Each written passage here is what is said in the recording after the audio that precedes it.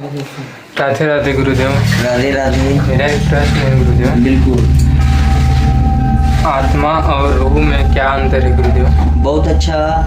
अभी मैं कुछ देर पहले ही बताया कि शरीर के अंदर में 5 प्रकार के प्राण होते हैं। जी गुरुदेव। कितने प्रकार के? 5 प्रकार के। पहला तो होता है धनंजय, जो शरीर का सबसे पहला होता है, वो सबसे पहले निकलता है। जी गुरुदेव। इसके बाद में संजय होता है। क्या होता है? संजय। संजय के कारण, जैसे कि महाभारत में संजय नाम का एक व्यक्ति था, वो बैठे बैठे पूरे महाभारत को देख लेता। जी गुरुदेव। संजय का मतलब होता है कि आप दूरदृष्टि, दूरगामी दृष्टि। जी।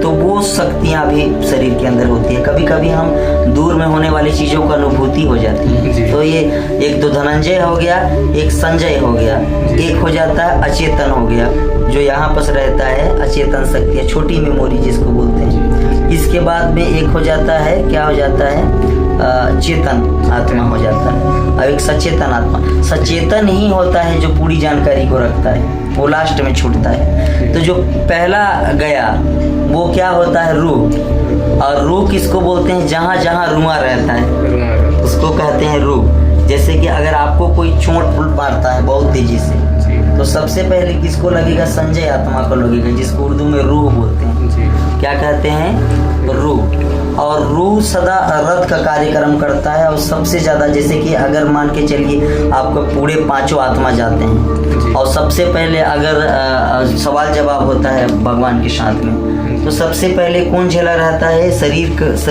जैसे कोई मारा है, चोट लगा, ठंडी को बर्दाश्त किया है, गर्मी को बर्दाश्त किया है, लाठी को बर्दाश्त किया है, डंडे को बर्दाश्त किया है, तो ये सबसे पहले जवाब कौन देगा? ये रूह देगा। अब मान के चलिए कि आप कभी टीचर के मार खाए हैं क्या? जी गुरुदेव। तो बहुत जबरदस्त मार खाए होंगे। तो जब दूसरे दिन अगर टीचर आता है मारने के, बहुत ज्यादा गुस्सा है, तो आपका पूरा शरीर कांपने लगेगा डर से। तो उसी के बदले उसकी रूह कांप गई। तो वो दर्द को बर्दाश्त करने वाला कौन होता है? रूह होता है। कौन होता है?